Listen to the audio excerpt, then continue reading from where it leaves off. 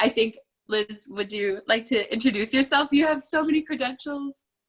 I'm excited. I can't tell everybody how excited I am for this conversation today. Yes. Hi, everybody. Sego. My name is Liz Hoover. I am currently an associate professor of American Studies at Brown University until June 30th. And then as of July 1, I'll be an associate professor in Environmental Studies and Policy Management Department at UC Berkeley. I also am on the board of the Native American Food Sovereignty Alliance and Slow Food Turtle Island organization. And I've had the excellent opportunity to get to know a lot of these chefs over the years through NAFSA, through Slow Food Turtle Island, and some of these other organizations. And I have an edited volume. Actually, I have one right here. I have to mail out to somebody. Indigenous Food Sovereignty in the United States. So it's not working with my background here. Has brought together a lot of authors writing about this, and I'm currently working on a book called From Garden Warriors to Good Seeds, Indigenizing the Local Food Movement. So I've had the opportunity to visit with and interview some of these chefs in the past and eat their amazing food, and I love all of these guys, and I'm so sad to not be seeing anybody in person this season, but I'm very happy to see your beautiful faces, at least on this screen. So I think it's going to be a great conversation. And there's Crystal in the Bay Bridge. Hi, Elizabeth. You want to introduce yourself since you're up and about? Oh, yeah. Hi, everyone. My name is Crystal Wapipaw. I'm the owner and chef of Wapipaw's Kitchen here in Oakland, California. Very nice. And it looks like I see Sean has joined us from somewhere. Where are you, Sean? Tell us what you're up to. He's muted though. Hi, I'm we're in the kitchen right now. Can you guys hear me? Mm-hmm. Mm-hmm. Okay. So yeah, we're just busy processing food. So we're in the site of our Indigenous Food Lab that's been built out at, and we're busy getting ready to eat 400 meals. We caught part of that. You're making 400 meals. Every single day. Oh, I think you got kind of a choppy connection. Maybe I'll jump back in. Okay, great. Okay. But it looks like Tanya has joined us as well. Do you want to say hi and introduce yourself, Tanya? Hi, can you hear me? Yep. Can you hear me? Hi, Tanya. Yeah. Okay. Sego Sewa Guego, Tanya Brandt. I am the chef owner of Uwego Foods, and I am on Six Nations, Ontario, Canada. It's a nice shady woods, beautiful. And Elena, do you want to introduce yourself as a panelist here? So I'm Elena Terry. I am the Native American Food Sovereignty Alliance's Food and Culinary Program Coordinator, and I'm also the executive chef and founder of Wild Berries nonprofit. Amazing. So for this conversation here with all these amazing chefs, I thought it would be great if people could just, we've got your names, we've got where you're currently at. If you guys want to go around and just tell us a little bit more about your different food businesses. So who do you work with? What do you cook? Who do you cook for? How did you get this started? Do you want to, since you're already up, Elena, do you want to give us a quick history of what is Wild Berries? What are you cooking? Who are you cooking with and for? Sure. So Wild Berries is a nonprofit that we started here in Wisconsin that does community outreach, and we teach life skills. We do like caterings for our community, but it also includes the greater community, and we teach agriculture. So we have gardens, we have farm partnerships, and it's really about bringing people back to the community who have suffered a disconnect at some point, and doing that through food and sharing meals and being able to not only connect with our community, but also be stewards of the land and learn more about, you know, the medicinal and the healing properties of our indigenous foods. So it's a wonderful thing to be a part of, and Wild Berries crew keeps growing. And yeah, I love being a part of a nonprofit that is working to build community. And who is your crew? You know, the Berries crew grows and grows. We do service our participants are people that are overcoming AODA issues or emotional trauma or have suffered a disconnect, because I think that's kind of broad enough to reach anybody at some point. And so anybody can really participate. We have some of the mentees from this program in Michigan that come over and help. And we also go up to Minnesota. We do a lot of traveling. So it's really open to anybody who wants to participate in a good way. Very cool. How about you, Crystal? Tell us about Wapapa's Kitchen. How did you get your start? What are you cooking over there? I'm cooking everything. Well, Wapapa's Kitchen, we've been around for a little over, I'm going to say 10, 11 years here in Oakland, California, and how it got started. I'm going to say long time ago.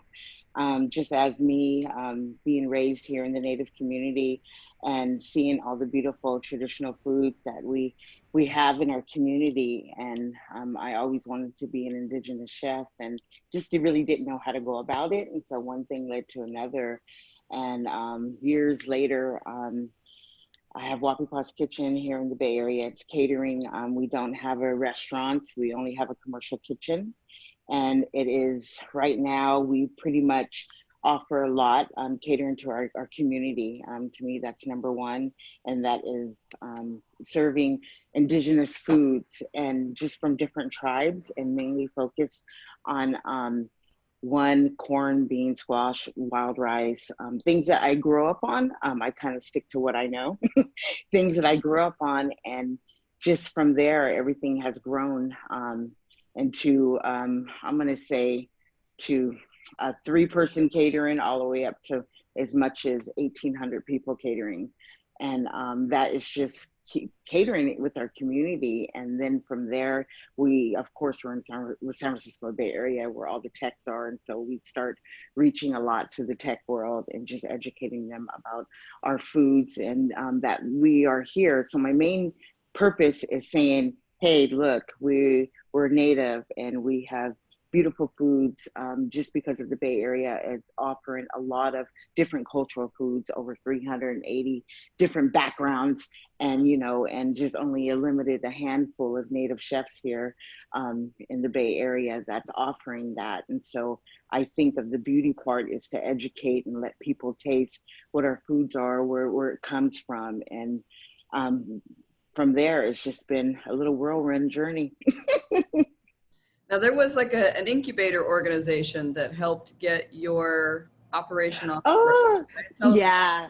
Oh, it's with La Cucina. It's in San Francisco. And so at the time, I was catering to Native American Health Center, and someone had heard about La Cucina.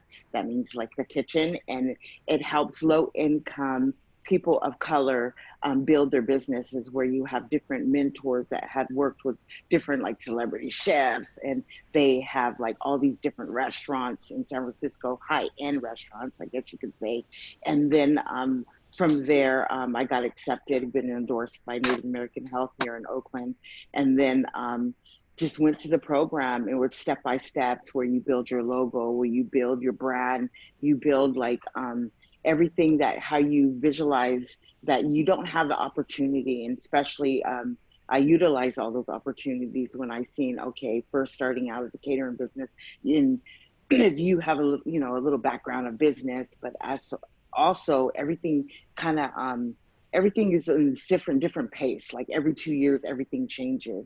And so when you have these different mentors are actually cradling your craft, I want to say, and actually helping you to see the business part and also see the cultural part of it. And where I said, oh, okay, wait a minute here, because as us as Native people, we do have different foods that we don't cook, which is ceremonial, and different foods that we offer. And also, I am on California Native land. You have to respect what you're doing. So that kind of opened my eyes up to a lot of different things about, you just can't make this, can't make that, just for me being Kickapoo, coming from Oklahoma. So at the same time, my business was actually embraced by different mentors, where I had my brand, so where I had my logo, where my target, who I'm catering to. And my number one target, of course, is my community. And then from there, it just kind of built from there, where I was serving foods in the tech industry. And then from there, I was literally going to different like farmers markets, and, you know, and getting my feet wet, I guess you can say, and just offering just different native foods, what worked, what didn't. And from there, I just kind of embraced my grandmother's recipes, and it's just been skyrocketing from there. And that's where her fabulous Kickapoo chili came from. Yes, exactly. So if you ever get the chance to catch up with Crystal at an event, try some of her chili. It's quite good. Tanya, tell us a little bit about Uego Foods. How did you get started with that? So Crystal mentioned some of the, you've got the cultural end, you've got the business end of it. How did you manage to wrap all that up in your catering business? How do any of us get started, right? I don't know.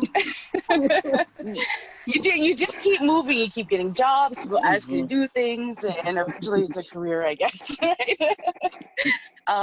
But yeah, so for me, I've been a chef for, well, I've been working in kitchens for, in July, it'll be 26 years.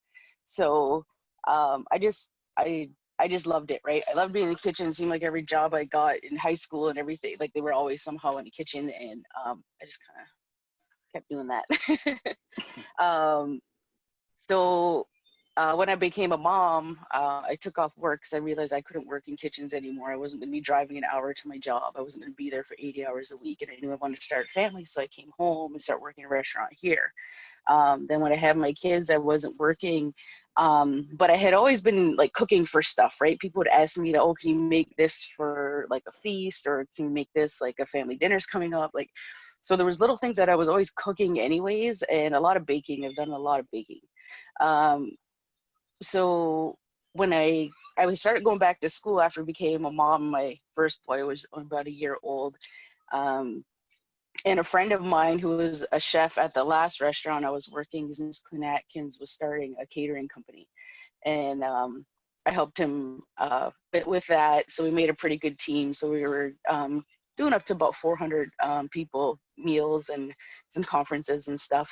But what I was getting requests for was this Indigenous food sovereignty movement was starting, and people were looking at healthier foods, and they wanted, you know, our food. And the company I was working for was just doing like, you know, regular like Canadian cuisine. So I started doing more side jobs on people that were requesting Indigenous foods. So I'd say about 5 years ago, that's kind of when I started more using the Uego name. I had used it when I just got done school, and that was probably about 2002. The first time I used Uego Foods as my name, and you know, where I'm at now, that's what I use for my catering company. But then I'd say about a year ago, I was kind of like, well, you know, nobody knows your name. So I started using like Chef Tanya Brandt more, because I wanted people to know my name, right? Not just my company's name. So I kind of go back and forth, I guess, with what it is I'm using. But Uego Foods is, you know, basically just me anyways. And then, you know, if I need help for certain events and stuff, if it's over 100 people, I'll ask, you know, I'll get a helper or something. But I don't mind cooking for a lot of people. It's just what I'm used to and what I know, and just get it done. I think like any chef, right? It's just that ability to hustle and get jobs, and you got to be a hustler if you want to do the job, right? You really got to keep your own career going. So yeah, I guess, I don't know if that was all I was going to talk about. And what would you say is like one of your favorite things to cook? I know for you, like you want to try new things all the time. So maybe what's your current favorite? How's that? We won't make you pick a favorite of all time. Elena's laughing because she knows I hate this question. I never know what I like. But I did get this question recently, and I decided that my answer is my favorite thing to cook is something I've never cooked before. Because you're always like, your dishes are always evolving, right? And that's like, I'll take something, maybe use it for a season in my catering business, and then after that, you're kind of evolving those recipes. So that original one isn't the same. And at about that time is when I'm okay with, like, I might put it on my website, or now that I have a YouTube channel, I'll share that. So yeah, that's what I would say, because I never, like, you're not, if I cooked for you like a year ago, you're not, like, nothing on your plate's going to be the same, because we're just always discovering new things. And right now it's a great time because we have chef friends and we're getting new product and different things to work with. So it's just it's an exciting time. Very cool. All right, let's see if we can hear you. Let's see if your connection's going to come through. Do you want to tell us a little bit about the sous chef and natives and what you're getting kicked off there? I mean, things are changing daily on the ground there over in Minneapolis. I know. So if you can give us a little update. Can you hear me better now? Does it sound fine? Yep, much better. Okay, good, great. So we're here in Minneapolis, and we're right on, I don't know if anybody's familiar with Minneapolis, but we're right on Lake Street. During the protests and the uprisings that happened just a few weeks ago, it basically destroyed everything around us. So the entire street for like a 3-mile stretch is just completely burned to the ground. So many buildings, you know. And for the community, it's been particularly hard because we lost a lot of our grocery stores in this community area. We lost all pharmacies. So it's just been a really kind of intense rebuilding situation. So our kitchen was luckily untouched during all of this chaos.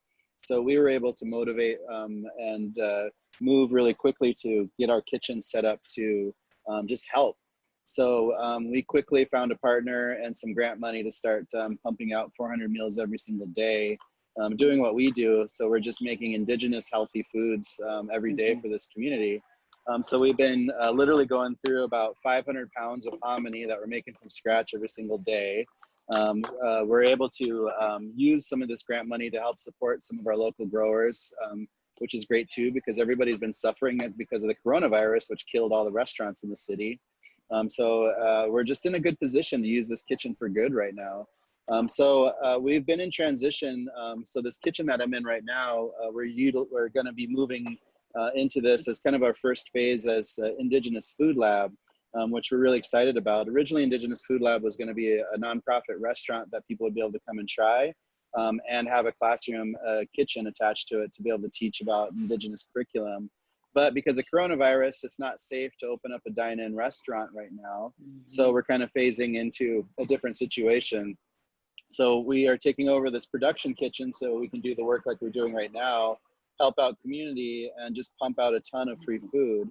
And at the same time, we're setting up kind of an educational studio. So we're gonna be really focused on developing a ton of video and audio content around the curriculum that we've been developing for a while anyways. So we're still gonna be able to do the work that we set out to do, which is to create an educational space to work with tribal communities, especially in our vicinity first, to help become a support system to develop more Indigenous kitchens out there in tribal communities, especially to create that much needed access to these kinds of foods by having a training center to be able to do that.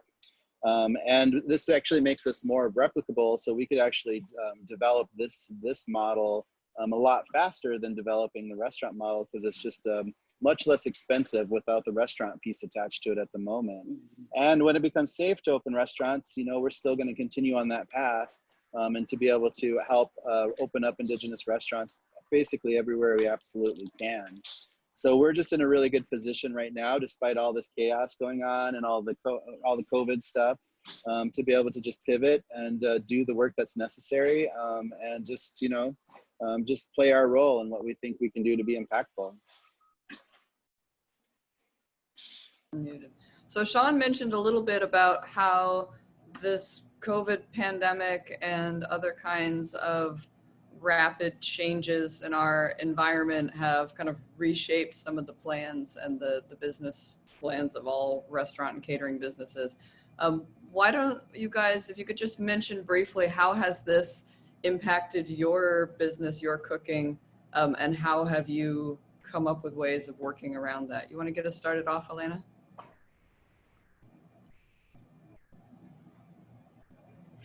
Yeah, so I mean, for me, it's a little bit different because we are like community based, and it isn't really about the revenue part. But we're capable of making money, and that just kind of funds our program. But I think more than anything, it brought to the forefront the necessity of building community and ensuring our food systems, like really right now in the present.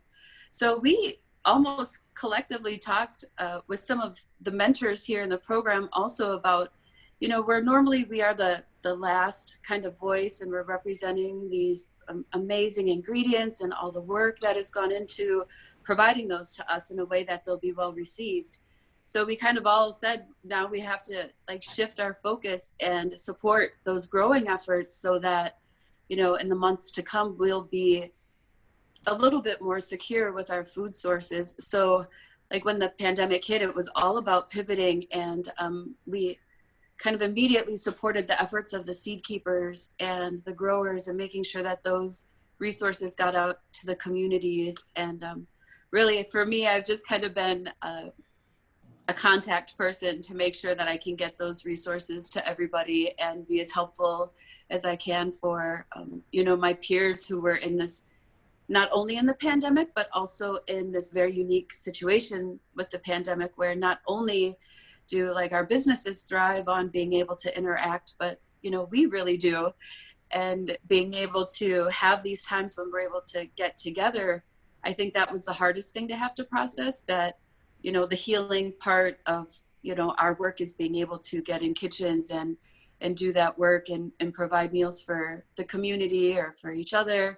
And we kind of lost that component. So it was nice to be able to shift and be able to be supportive of the growers and the food producers and all of the people that have to do the work that we're really reliant upon. So that's kind of the way I had to shift my focus. And Wild Berries in turn developed 3 community gardens and expanded our farm partnerships to 7 partnerships with farms growing out whole crops for us in 4 different states. So that all kind of happened within a month. And it was wonderful to be able to provide that kind of support, not only, you know, emotionally and standing in solidarity, but also, like Sean had mentioned, to be able to provide the economic support to the growers that need it right now as well.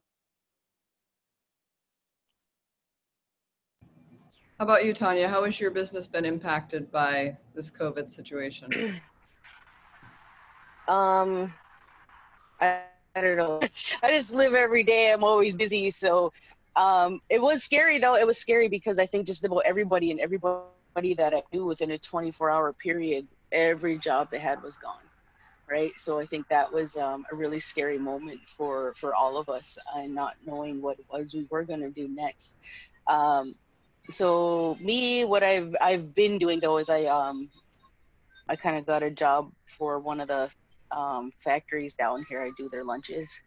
So that just kept me going, doing what I was doing, because all of a sudden I got more busy. Like my kids were going to be home. So, and like my kids are catering with me now. Right. So they, you know, help me carry the stuff inside. And I think they're going to miss it actually when they go back to school, really seeing what it is that I do all day.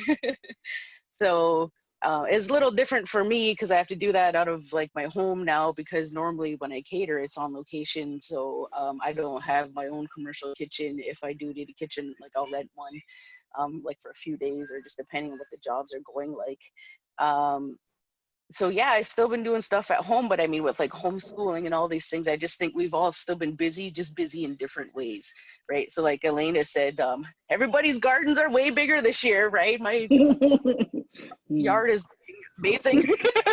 You know, getting all this stuff done that we've never had time to do. So that gave me the ability to start my YouTube site now. So I've been trying to make as much content as I can for that, because I don't know what it's going to be like when we get back into it, but hopefully I'll be in a position where I can just, you know, it's more a groove, get in there, get it done, you know, get it uploaded. So, you know, I'm thankful for this time and being home with my family, and being able to take on different projects, because I think in terms of Indigenous chefs, it's really made us kind of technologically had to get with it, right? It kind of forced us to do that with all these Zoom calls, and, you know, some people want like a workshop video, or, you know, just all these things. It's like I've never, like, I try not to use a computer if I don't have to, like, ever, right? You know, I was done school. I'm like, I am done with that laptop. Like, I got to dust it off every time I use it. So I even do my invoicing through my phone. So I just, yeah, like, it was really scary. But I think it really showed how strong we are and how we were able to adapt really quickly to a new situation. Because I think we're all kind of doing stuff we never, we've never done before. We didn't think that we would be doing, but it's still being done, right? We're still providing our services. We're still cooking. But yeah, it was definitely a scary time, and it was a real time. So hanging in there, I guess we're still doing okay. There's not many cases in Ontario. We've had less than 200 for the last 5 days now, so they're really like encouraged by that. But yeah, kind of up in Canada here, it's not as crazy as it's been in the US, but it's definitely a scary time, I think, for everybody's business. And how about you, Miss Crystal there? How have you been adapting and adjusting? Oh, I take day by day. It's been quite of a challenge. As for my business, just hanging on to my kitchen, just really kind of like meditating a lot. I've been meditating a lot. And just about what's going on, especially here in the Bay Area. We have one of the highest cases of COVID-19. And so that right there is pretty much all of our businesses here in Oakland is pretty much nothing's running, and it's kind of, it's been such like a huge eye opener as for Wapipa's Kitchen, as how I first got started and how it was very challenging. And so I'm really trying not to go do that circle effect, but sometimes creator works that way where life is a circle. And what can you do differently? What can you do that's better? What can you do more to help your community? And so I work with my heart, I work with my hands, and this gift that Creator has given me, I really try to reach out to my community, see what do I have, like for my kitchen pantry at my commercial kitchen, what do I have in my home kitchen? What can I give to the elders? What can I give to people to show them, hey, you haven't been forgotten, you're still loved. And on that, but we all have been such impacted here in the Bay Area as for businesses. And to me personally, that's materialistic. But actually, when it comes down to my family, my kids, and us having a roof over our head, that's where it gets serious. That's where it gets, really, really vital. Where like, you're like, oh my gosh, yeah, I go through that panic. Oh my gosh, I worked so hard. I've done this, I've done that. But at the same time, I do got a roof over my head. My kids are taken care of. I've been really blessed. I still have my kitchen. And it's just about a matter of time getting in there and doing the work. And what is the work? The work is about educating. The work is about my community. And what can we do to make our foods reach our people in a good, healthy manner way? And it opened my eyes into so many different ways. Yes, I love creating. Yes, I love native foods.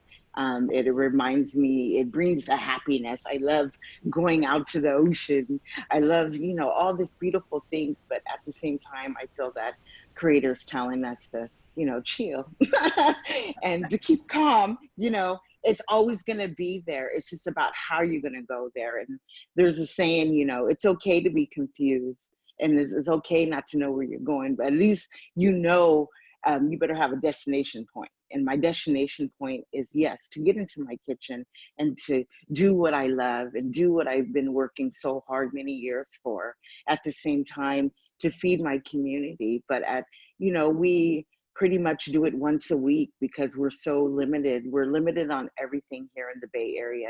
A lot of people, like in Oklahoma, for instance, my mother lives in Oklahoma, and my mother, she can't, they're just all shocked because now they have to wear masks and things like that. But we've been wearing masks here, and we've been like, staying home. And so when you're staying home a lot, you get a little stir crazy. But at the same time, I've been finding something that always makes me happy. And of course, that's cooking and creating, and just embracing our traditional foods, embracing what I have in my pantry. And so when I look at these beautiful things, and yes, we have Facebook, and I see the things that all these beautiful gifts that I receive from people, and that's when I look and I stop and I really try to be humble and thank goodness I have these medicines just in case, we might have an earthquake or whatever, I still have all these awesome medicines. And I have I have my children, that's the main thing. And, it's a day by day process. And it's like, yeah, it's normal. I go through a panic mode, like, oh my gosh, it's so expensive here in California. And it's really expensive, and let alone holding down a commercial kitchen when you don't have income. And so I just been kind of like walking a lot, taking deep breaths and just asking creator, just one, protect my family, protect our elders, protect our community. And then I can worry about those other things. As much as I love my kitchen, I love my community, but health comes first. And what good are we if we're not healthy? What good are we?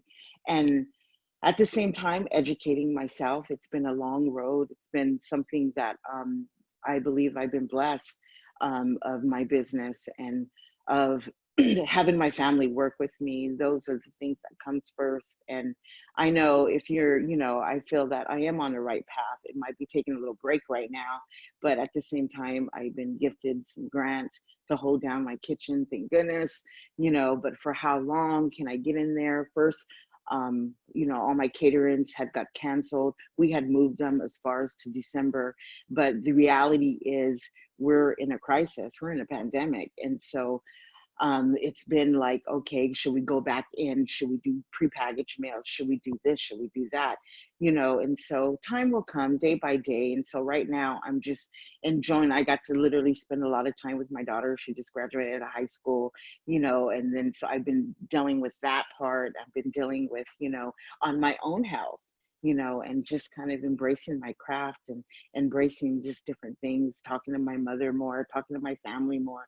So there's a lot of, you have your yin and your yangs, there's always a certain time, a certain place, whenever that time is coming. So, but for now, I'm healthy. I just been embracing and just loving what I do, and that is creating. I'm a little older, you guys. So when it comes to like the tech thing, like to the YouTube and to even the Zoom, it's like, oh my gosh, what more hats do we got to wear? Yeah, I'm a chef. I love to cook. Just put me in the kitchen. Don't talk to me. But now it's like, you're working out of your comfort zone. And I've been challenged a lot mentally, emotionally, even physically. And like, what do how am I going to maneuver around this? But it's okay because we're growing as people. We're growing as Native people. And one thing that I do love and that I want to put out there that a lot of people don't know, as just for me being an Indigenous chef, it's hard. And a woman chef to boot in the Bay Area, in the urban area, it's hard out there. And so I just want to encourage all the people out there that that wants to be a chef, wants a business, don't give up. Just go ahead and just embrace your passion and do what you love where you're happy. And just because we're in a pandemic doesn't mean we have to literally stop and do what we're doing. Let's just kind of take our time, take baby steps, and learn how to embrace this craft, learn how to embrace the knowledge and education. Just for like instance, for instance, like I love Sean Sherman. I love how he talks. He's so humble. And it's like, wow, when you hear people like that talk, when I get to hear, when I talk with Tawana, when I get to talk with Elena, because, I've gone through a lot of personal challenges since the pandemic, since March. And when I get to embrace all these other Indigenous chefs and I get to listen to them, I might not talk a lot, but I do listen. And like, for instance, there's Linda Blackout and for Carlos Baca, for instance. And when I listen to them, it makes me happy. It makes me, okay, I'm not alone. Two, oh my gosh, these people are so beautiful. They're so knowledgeable. I just want to be like, before, we're going through 5, 6 caterings a week, and it's a lot when you're dealing with 400 to 500, 600 people. And I didn't have time. I don't have time, Now I have all the time. I can literally just listen to these wonderful people with all this knowledge, and it makes my heart happy. So I just want to say thank you to people, and continue to do what you're doing and embrace that. We might be in a challenging time, but you are touching people's heart. That's all.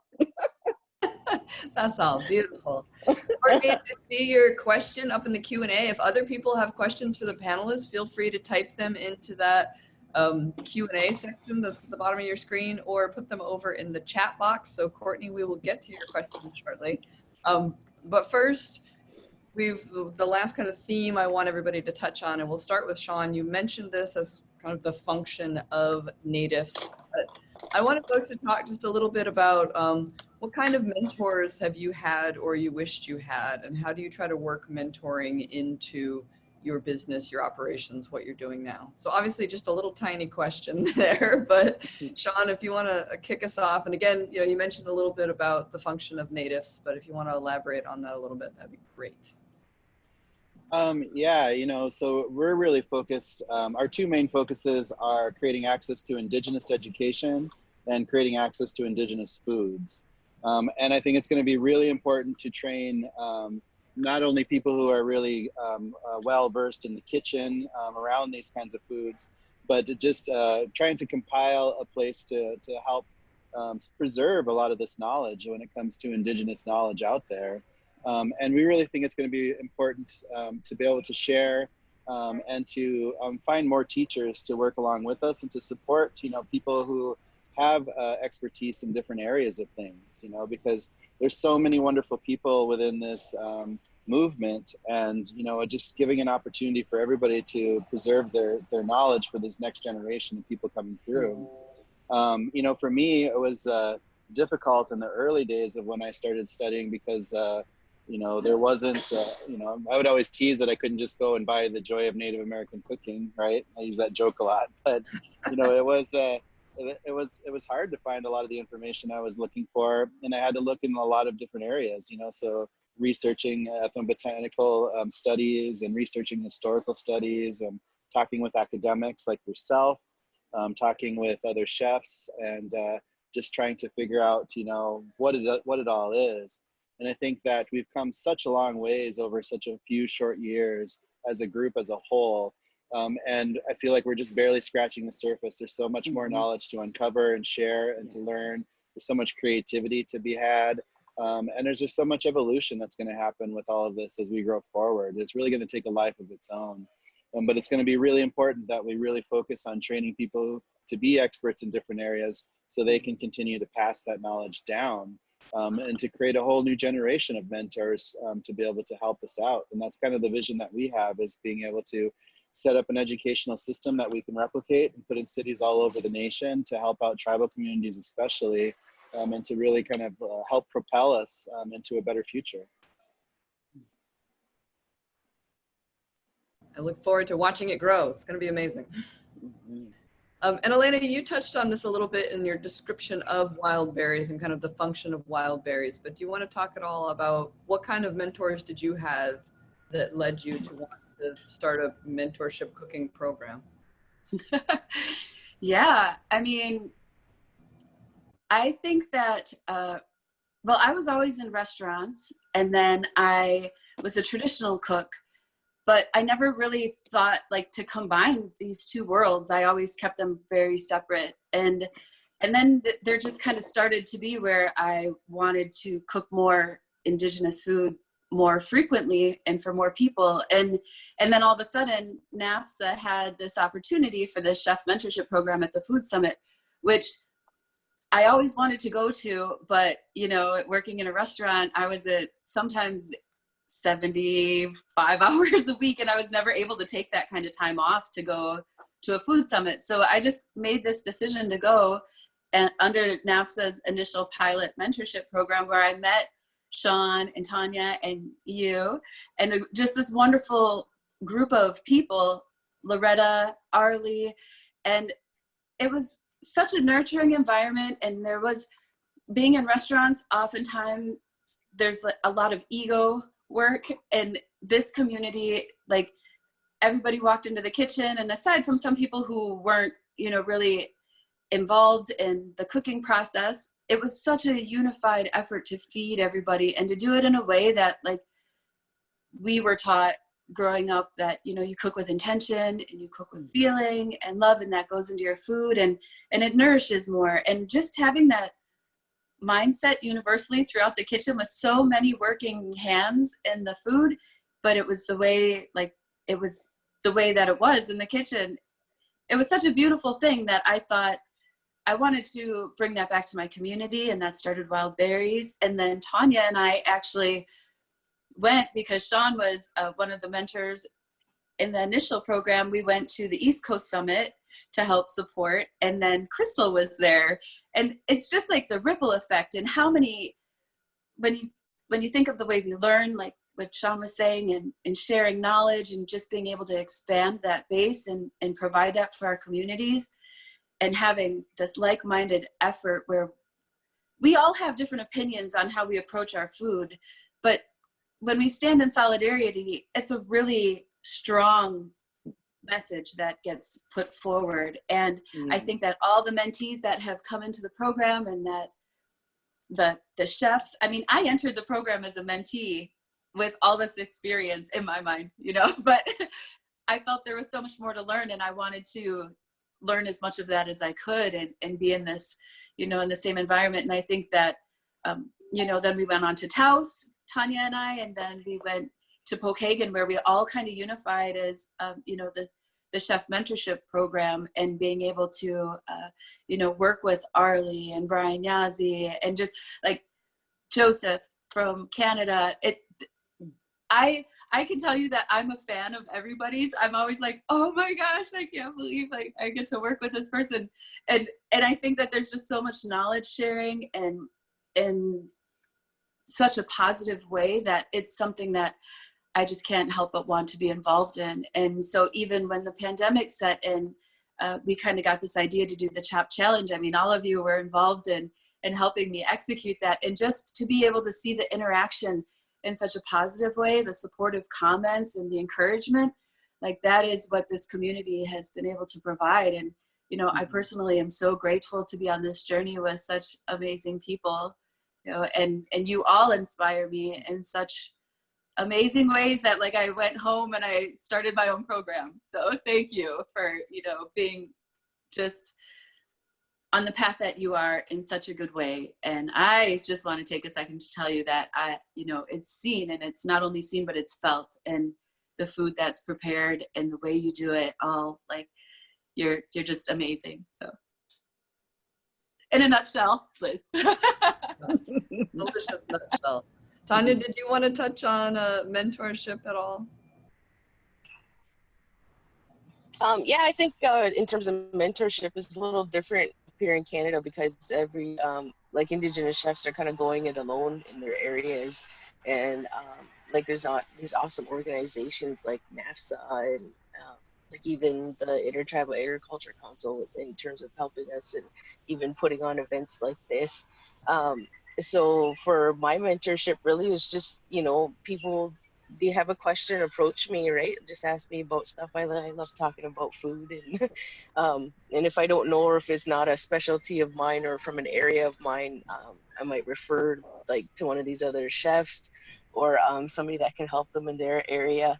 But yeah, like this is, I guess, just with NAFSA would be the most of like mentorship I feel like I've done, but I think it's still just that traditional sense, right? We're talking younger kids in our communities, and people that, you know, want to do what you do, and mentorship is just encouraging that, right? And telling them like I went here, or check this out, or so I guess that's more of what I do, because I am, you know, in the kitchen most days. But yeah, I loved what Elena did. Like when she went home and told me she started Wild Berries, like that was just like, it showed what it was we were trying to do, that something that amazing could come out of just attending a food summit, right? And it showed how important that is. And Sean, I think your building was okay because all those medicines in there. But yeah, I guess that's all I had to say. Nice. Well, we have two different questions that have come in that are sort of related. So I'm going to read them both and then see who wants to pick them up. So Courtney out in North Carolina asks, what weakness, if you're seeing any, in the food supply chain, specifically in getting food to community members, has the pandemic exposed? And what durable solutions can we apply going forward?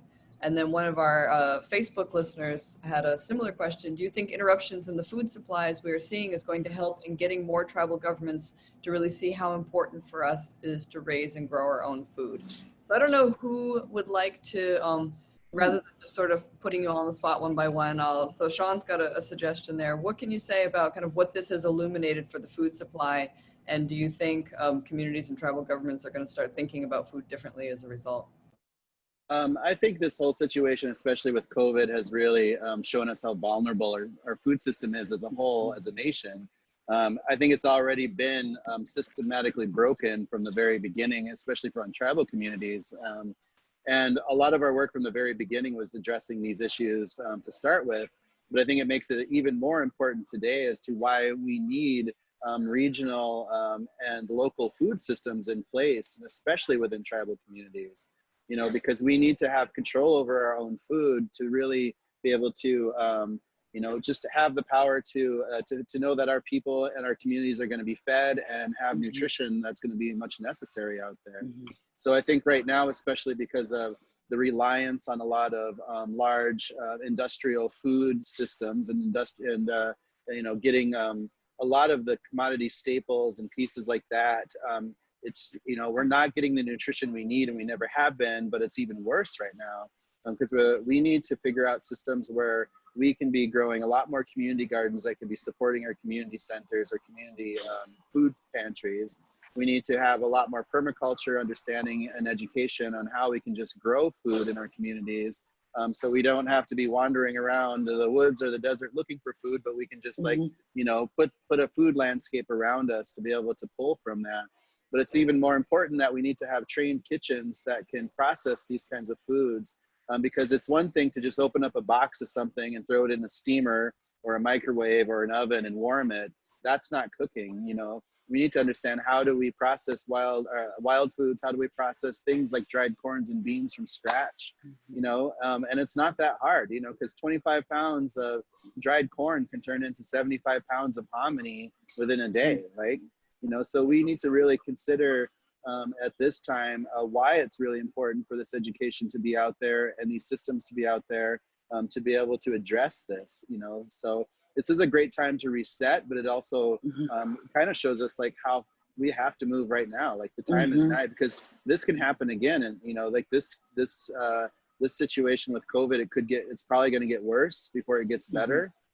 So we need to be doing everything we can as a group, as a whole, to help our communities develop food for the future.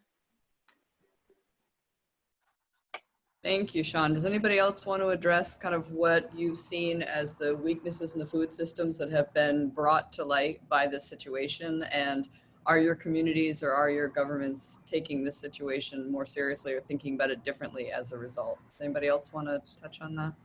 Yeah, I would say our community, since we're here, you know, in the Bay Area, of seeing how vital it is, especially like to our elders, and a lot has to do with the Intertribal Friendship House and what we have saved, what we got, what can we give, and on that. And so it's such a huge eye opener about like more gardens need to open, more of the education of our foods, you know, during this pandemic time, and you know what we have and how our community is coming together.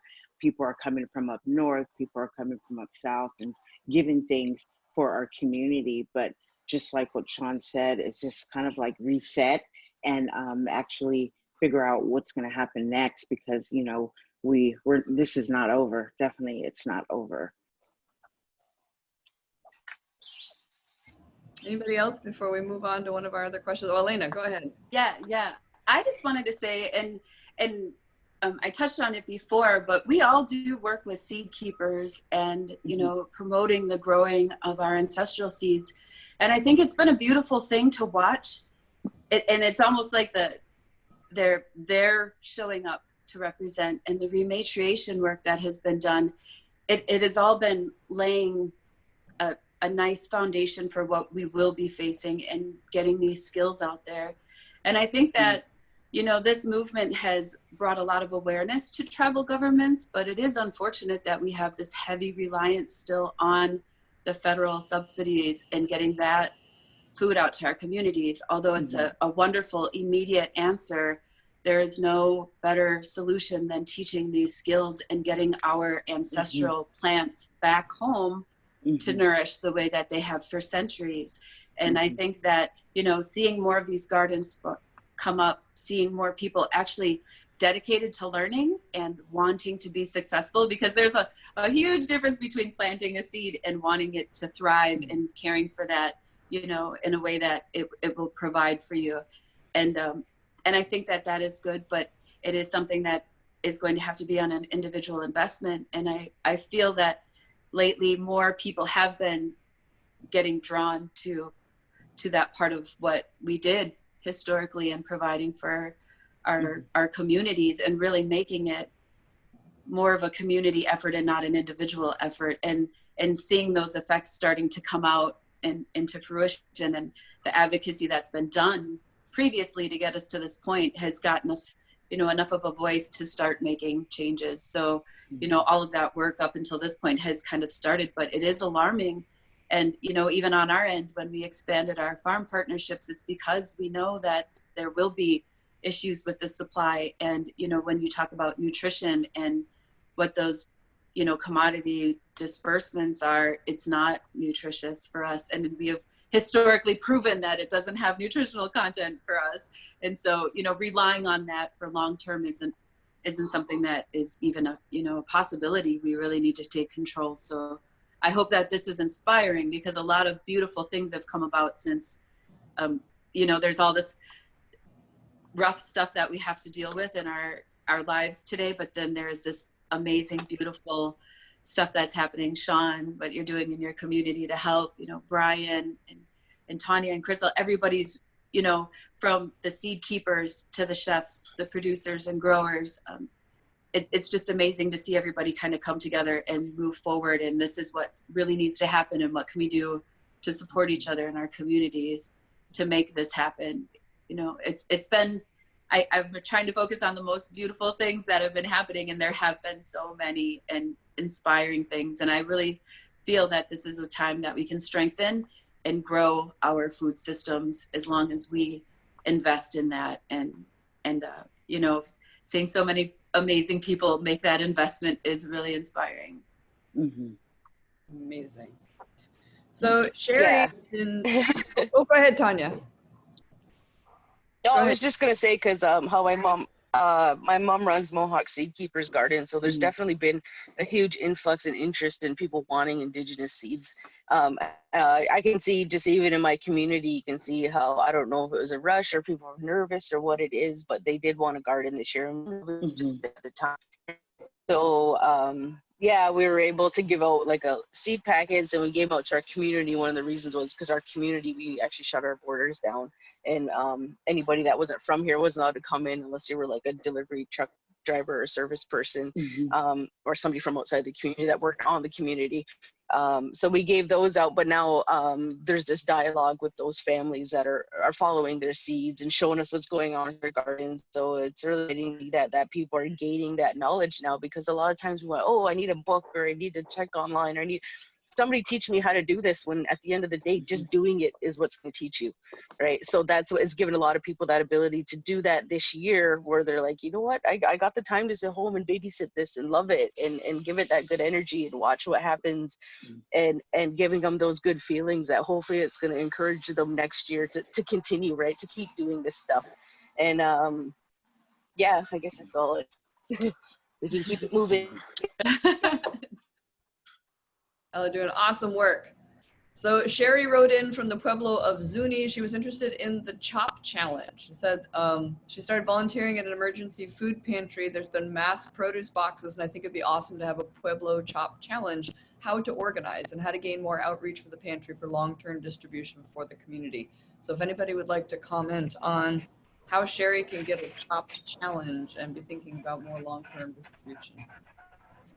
Yeah, so the Chop Challenge was something that we started to create a positive space for people to interact and show their creativity. And it definitely gained momentum. So now that, you know, everybody, it was all leading up to the food summit, but we are going back to the Chop Challenges around harvest time so that we can kind of highlight all of that stuff. So if you want to participate in NAFSA's Chop Challenge with Intertribal Agriculture Council, we will be coming back to that space after, you know, kind of this really busy time for a lot of the chefs. But if anybody is interested in how we set it up, you can feel free to reach out to me at the Native American Food Alliance. Food Sovereignty Alliance, sorry. And you can reach out to me there, and I would be more than happy to share the plans, because it was a little bit of, you know, maneuvering to make it happen, but it wasn't an you know, impossible task. And being able to have so many wonderful judges like you guys help me along the way, it was really successful. So I enjoyed doing it. Although it was hard having to judge the food by looking at it and not getting to eat anything or smell anything. So that's the peril. Yes. Did anybody else want to comment on Chop challenges? Or Tanya, coming out of Alaska, was also asking about just in generally, how do you get people to eat more of the locally grown food? You know, for people who are in areas where, you know, she's describing there about how it's 36 cents a pound to get food shipped in. How do you get people more excited about that? Chantel on the chat has been describing kind of the importance of, you know, going with native food and less with kind of farm food grown in sketchy ways. So does anybody else want to comment on, you know, challenges, other ways of getting people in the community excited about those local indigenous foods as opposed to other foods that people might be consuming? Just don't tell them what's it. I'll give Yeah. You tell them after, and they're like, "Oh, okay, that was all right." Yeah. Yeah. You know, I think I got to go to Alaska last year for my first time, and it's so amazing up there. There's so much natural resource. It's so crazy, you know. And but you know, our indigenous communities are facing the same situation of what is their nutritional food access, like what food is making it to those small communities that are, you know, it takes a while to get out to. And I know you're not gonna like, you know, you're not gonna take pilot bread off of the menu for any reason whatsoever anytime soon. But, you know, the point is just during community festivals and gatherings and ceremonies, it's just making sure that there is some truly indigenous offerings there and getting the kids excited about that. I think that excites the elders when they see the kids excited about working with some of the foods too. So it's really just a matter of having a lot more conversations about it. The good that it can do for the community is in preserving a lot of those knowledges and just having fun, like going out there in your community and gathering things that are traditional and even experimenting with new things that may, you know, that are there, like, you know, because I'm sure you could make some really awesome teas out of some salmonberry leaves or something, and then all the conifers that are up there, you know. So it's so simple just to make a simple wild crafted indigenous tea and just, you know, have fun with these flavors. And just, you know, when we were there the last time, we had a huge spread of all indigenous foods from that region, and there was so much to play with. And I can't even imagine, because Alaska is like its own continent, you know, so there's so much to understand up there for me. But I think it's exciting, and I think it's just a matter of just doing it, you know, just getting the initiative and starting to do it and talk about it. Anybody else have any thoughts? Any other kinds of challenges or activities to get people excited about eating local native foods? I think one of the things is to be open to it and just to know that, like, the depth of flavor that nature provides is more than anything that, like, we can develop with some of these, like, very fresh flavors. Like the spruce tips is a great example where you can just, like, taste it, and it's not anything that I could develop, but maybe I could highlight it, you know. And so as chefs, I always feel like we're the last way that we can represent it and we honor it, but it's also trying it and being open to those unique flavors that you can't really recreate, but maybe just enhance and appreciate everything that comes with that. And I think as long as you're open to trying it, then you would be able to see the beauty in it all and and be able to see like the berries with a spruce tip and wild rice that it like completely covers, you know, all these different taste sensations. So being able to just be open to those sensations and those flavors, I feel like there's a little bit of a memory when you smell certain things, or, you know, you taste certain things, and it brings you back to places. And I think, you know, with our indigenous foods, that's a little bit inherent in our blood memory, and it can invoke so much from you know, being able to be open to that meal, or, you know, however it is, if it's the, you know, the whale harvesting in Alaska that happens, or if it's going to the woods for stuff here in Wisconsin. It's just so much is provided that I almost feel like my only job is to make sure that I execute it well enough because all that flavor is there already. Awesome. There's another question that's come in. Has there been any collaboration between water rights, water protectors, and food cultivators? Would anybody like to talk about kind of how?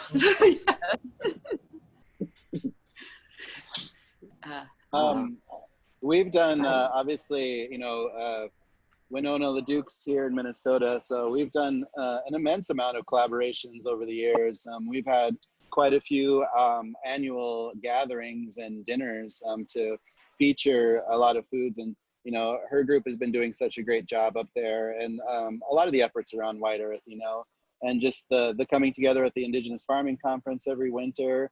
You know, we're all in this together, and you know, so I think that the food cultivators and the water protectors are, you know, that's it would be hard to divide that into any groups there, because we're all kind of the same. You know, we believe in protecting our natural resources.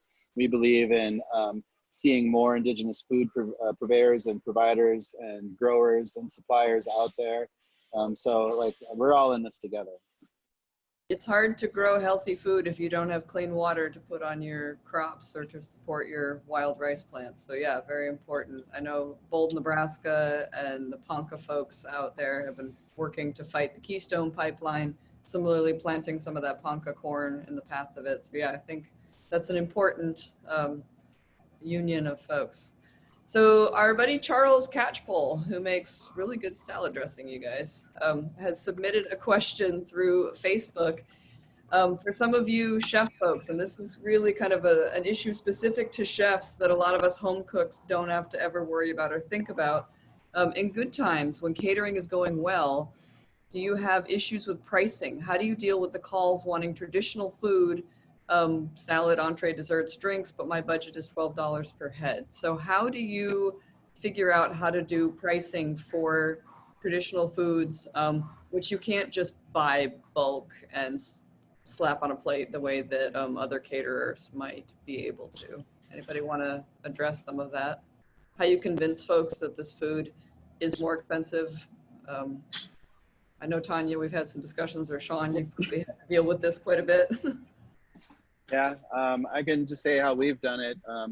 You know, number one, we carefully crafted our menu with what's available to us on a yearly and seasonal basis. Mm-hmm. And we carefully priced out everything so we know exactly what our costs are. So it's really important to do the math, of course. Mm-hmm. And really, that's just our offering. Like, we don't serve dairy or flour or sugar anyways, or even beef, pork, or chicken. So everything that we have as an offering for our catering menu is already in the realm of healthy indigenous, you know, so we only serve healthy indigenous foods. So, but we also have minimums. So I think the other important thing is that you just can't sell yourself short, you know, mm-hmm. So you have to. Uh-oh, I think his internet might have shorted out on us though. I'll go ahead and maybe finish what I don't want to complete his thought, but what I'm thinking too is it was said to me once, know your worth, you know, and know the worth of everything mm-hmm. that it took to get that ingredient That's to right. you. And if somebody is interested in what you're doing, they will value that. And mm-hmm. so, like, don't compromise to accommodate what somebody else wants. You know, stand firm, because it is really hard to appreciate what it takes to go out into you know, the lakes or the rivers and rice, and then to process that traditionally. If you want that flavor, then you have to honor that work, and I have to honor their work and provide them a good, you know, price for what they've done. And there's some people like Jack Desjardins, when he tells me he has rice, I am going to buy it and I don't care what he's going to charge me. You ladies know Jack's rice. And it's just so valuable to me that I am willing to do that. And I hope that whoever is interested in my services will also honor that, you know, and if not, then maybe you're not really interested in my services. Mm-hmm. How about Crystal or Tanya? Do you have anything you want to add to advising Charles on pricing? Thank you. Yes, I would. When it comes to pricing, of course, you have to, like what Elena said, you know what you're worth, but at the same time, you have to have this in consideration of what did it take you to get this product? What did it take you if you had to harvest this product? What did it take you to make this product? So you have to configure out your time, how long, and like a lot of stuff, like I'm here in the Bay Area, and so all my products come from other Indigenous business owners. So that means it requires shipping. It requires, sometimes I have to travel way up north. Sometimes I have to travel south. So you have to put all that in consideration when you're doing, let's say, a salad, for instance, right? And just like what Sean said earlier, what is in season? What's easy, accessible that you can get? So you have to configure that in, and what is fair. So when it comes to Indigenous foods, I do have to say that I had trouble with this in the very beginning because of there's so many different chefs and so many different businesses here. But this is what on paper what I'm worth, and this is what this is worth, because at the same time you still have to, one, get paid, two, you're offering the quality, what you're offering is really good and not accessible where everybody can get. You just can't go to Safeway. You just can't go into any of these stores and get. So you have to configure all that in there. And then you'll know in your heart it depends, you know, in your heart, if it's 12, if it's 15, if it's 20, you'll know in your heart what it's worth, because you're going to think about what it took for you to get all these products. Tanya, I see your name popping up here. Did you want to chime in? I know we've chatted before about the issue of people not underpricing themselves and not valuing their labor properly, and then what that then does to other native chefs and cooks and business owners. Yeah. Can you hear me right now? We can hear you. We hear you. Oh, nope, now we can't hear you. I know Tanya had to go to a catering, so she's probably en route. Might be driving, so yeah. Hey, Tanya. All right, we have 5 minutes left before we have to log off and give space to the next panel. Is there anything else that anybody wants to say or touch on or elaborate, any other points that they were making that they maybe didn't get enough time to finish a thought on? Hey, I keep getting kicked off, so I don't know.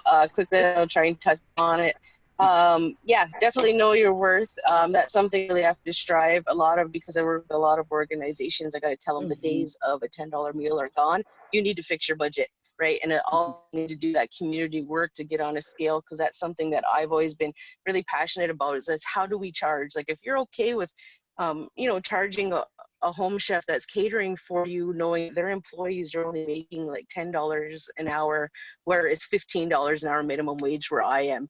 I don't think that's fair, right? And you just have to look at different ways you can work with them. Maybe you can provide a dish towards their meal, or, but yeah, like it's hard. Like Indigenous chefs, I would.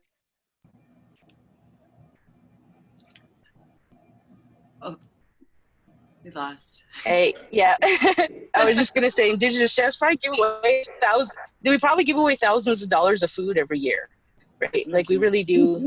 Just because that's how we feel, right? Like that's how we give love, is by giving food. So yeah, I'll let you carry on, because I don't know, I'll probably kick me out again. All right, love you, Tanya. I miss you. Does anybody else have any concluding thoughts? Otherwise, we can. I just want to say thank you for everything that you all do, and for how supportive you all are. You definitely have changed the path of my journey, and I'm grateful for you every day. I love you all, and I miss you. Yes, looking forward to seeing your faces in person again. So thank you, and thank you Yeah, everybody definitely. who watched over Zoom and who watched over Facebook. I apologize if I missed out on your question. But we are all very grateful to Elena and Crystal and Sean and Tanya for coming out today in the middle of all the things that you are doing right now. Sean, please say hello to your crew Yes. back there. I think I saw Vern popping in and out. Yeah, Vern. But thank you all for popping in on a Saturday morning / afternoon to share all of your experiences with us. I see Dan in there. Did you have any concluding comments? Are you wrapping up for us? Are you just kicking us out? No, it's great to see everyone, and I know we could just keep on talking for a while here, but I agree. I can't wait till we get back together and, actually can cook together, eat together, plant some seeds and grow them. So in the meantime, we'll continue going with the live sessions today. And I just wanted to provide a reminder, if anyone is just tuning in right now, in addition to the live streams that we have going all day, we do have a whole a whole schedule of recorded workshops. You can access those on the Intertribal Agriculture Council Network on Mighty Networks. If you register for the event, we'll send you the link to get right in. And we've got dozens of workshops that a great group of instructors have put together. We also have additional dozens of recordings from past intertribal food summits. So if you want to get a bit of a glimpse of what it looks like when we do all come together and cooking over wood fires and making tools and learning about conservation planning and planting seeds and learning about indigenous seed keeping, we've got a workshop on the Intertribal Ag Council, the e-learning platform on Mighty Networks. That's the traditional foods workshop.